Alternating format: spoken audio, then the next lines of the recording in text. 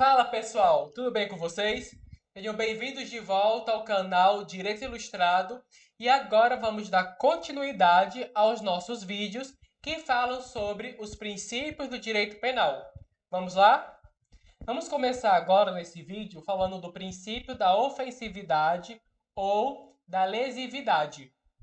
O princípio da ofensividade ou lesividade, os dois nomes podem aparecer, ele fala que não há infração penal se a conduta não causar lesão efetiva ou, no mínimo, um perigo concreto de lesão ao bem jurídico tutelado. Ele pode ser traduzido pela expressão em latim nullum crimine sine injuria. Ou seja, novamente, não há crime se não houver uma lesão real ou um perigo concreto de lesão a um bem jurídico tutelado. Bens jurídicos tutelados como a vida, o patrimônio ou a liberdade. Não basta que a conduta seja formalmente proibida, que é a tipicidade formal. É preciso que ela cause um impacto nocivo relevante ao bem protegido, que aí entra a tipicidade material. A ofensividade serve como um filtro em 4 níveis, que é proibição de incriminação de atitudes internas. Ninguém pode ser punido por seus pensamentos, sentimentos ou desejos. O crime exige uma conduta externa. Daqui a pouco falaremos sobre alguns outros princípios e vai ter um princípio que fala sobre isso. Também tem o filtro da proibição de incriminação de condutas que não exerçam o âmbito do próprio autor. O comportamento deve gerar um reflexo externo nocivo. Também vai ter um princípio que fala sobre isso. Outro filtro é a proibição de incriminação de simples estados ou condições existenciais. O direito penal pune pelo que o agente faz, que é o direito penal de fato, e não pelo que o agente é, que é o direito penal do autor. E por fim, tem a exigência de lesão ou perigo concreto. Condutas totalmente inofensivas ou incapazes de gerar risco real não podem ser consideradas criminosas. O princípio da ofensividade ou da lesividade, ele serve de fundamento para o instituto do crime impossível. O crime impossível, ele está previsto no artigo 17 do Código Penal, onde a ineficácia absoluta do meio ou a impropriedade absoluta do objeto impedem qualquer risco ao bem jurídico. Um exemplo é: uma pessoa quer matar outra pessoa. Com isso, ele pega uma faca e joga. No que ele joga a faca bate na outra pessoa, ambos percebem que a faca que ele jogou, na verdade, é uma faca de brinquedo pesada. Ela não tinha como causar uma lesão efetiva ou um perigo concreto de lesão. Ou seja, não tinha como ser crime. Era um crime impossível, porque era impossível ele te matar com a faca de brinquedo. Esse crime impossível é o maior exemplo do princípio da ofensividade. Se não causa uma lesão efetiva ou um perigo concreto de lesão, não pode ser considerado crime.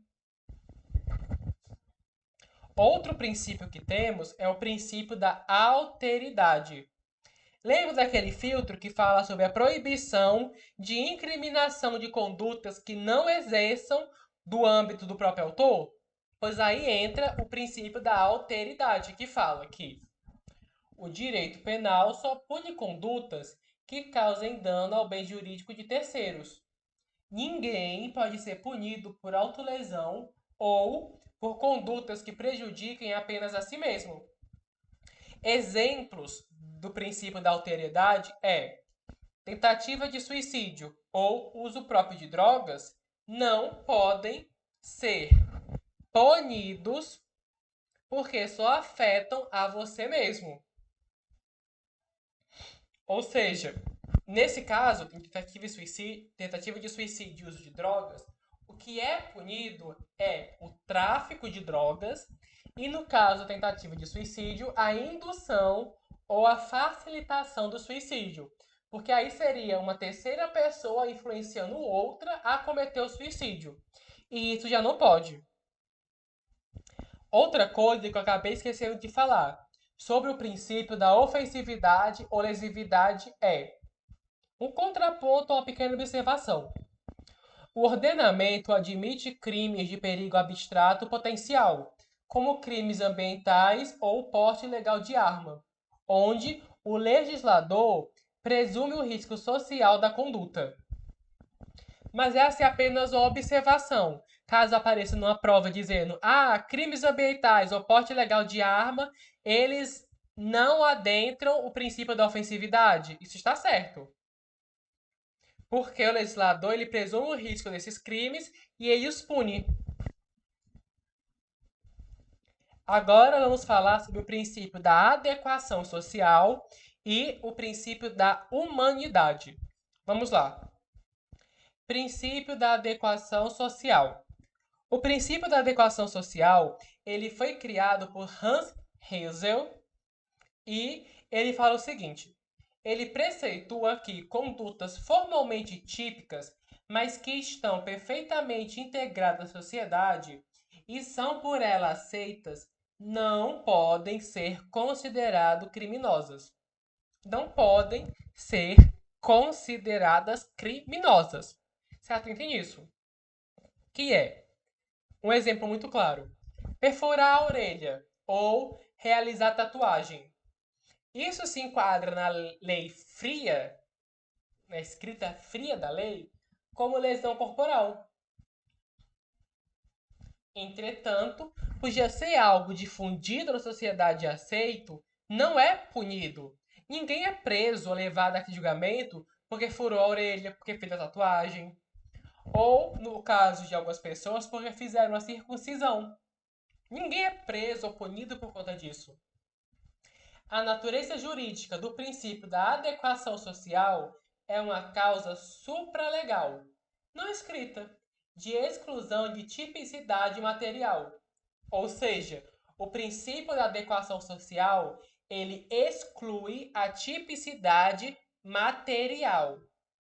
Ele não exclui a tipicidade formal, apenas a material. Atenção! O costume aceito não revoga a lei. O exemplo é a venda de CD pirata, jogo de bichos. Continua sendo considerado crimes e contravenções penais, conforme a súmula 502 do STJ. E agora, outro princípio é o princípio da humanidade. O princípio da humanidade ele é decorrente do princípio matriz da dignidade da pessoa humana, previsto no artigo 1 da Constituição Federal e também previsto expressamente no artigo 5 da Constituição Federal. O princípio da humanidade ele tem suas raízes no Iluminismo e na celebre obra de Cesare Beccari. Ele dita que o Estado não pode aplicar penas que ataquem a dignidade humana. Ou seja, o Estado não pode atacar a dignidade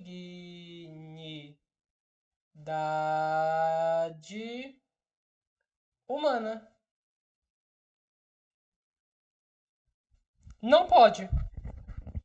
O poder de punir, o jus puniere, ele deve ser humanitário, vedando qualquer tipo de tratamento cruel, degradante ou desumano. Ou seja, o princípio da humanidade, que é um dos princípios mais importantes do Código Penal, um dos, ele fala que impede a criação e a execução de penas cruéis de caráter perpétuo, de banimento, de morte. Só que esse de morte, ele é salvo em casos de guerra declarada. E ele também proíbe punições de trabalho forçado. Ninguém pode ser obrigado a trabalhar. Ninguém. Estende-se, no caso, ao direito de cumprimento de pena em condições dignas, vedando aprisionamento degradante, insalubre ou em condições de superlotação violenta. Ou seja, em um maior desdobramento prático, a dignidade do cárcere, a saúde do preso e a execução humanitária, que apenas serve para prevenir e retribuir o crime com foco na ressocialização, e não para infligir sofrimento físico ou uma tortura psicológica ao condenado. Também tem que ele é internamente ligado ao princípio da fraternidade, que impõe deveres de tratamento humanizado e busca pela reintegração social do indivíduo. Ou seja, o princípio da humanidade, ele traz que todo tipo de pena cruel, degradante ou que punam de forma excessiva e desumana os presos, eles não podem ser aplicados. Claro, existiam alguns períodos da história em que isso não era levado em consideração. Entretanto, hoje em dia é um dos princípios mais envoltos em tudo que a pessoa se vê. E ele está intimamente ligado ao princípio da fraternidade, que embora que muitas pessoas o vejam apenas como palavras bonitas, o princípio da fraternidade está expressamente escrito no preâmbulo da Constituição Federal, que projeta uma sociedade fraterna, pluralista e sem preconceito. O princípio da fraternidade, ele serve como base para os objetos fundamentais da República Federativa do Brasil, descritos no artigo 3 da Constituição Federal. No princípio da humanidade. Artigo 3.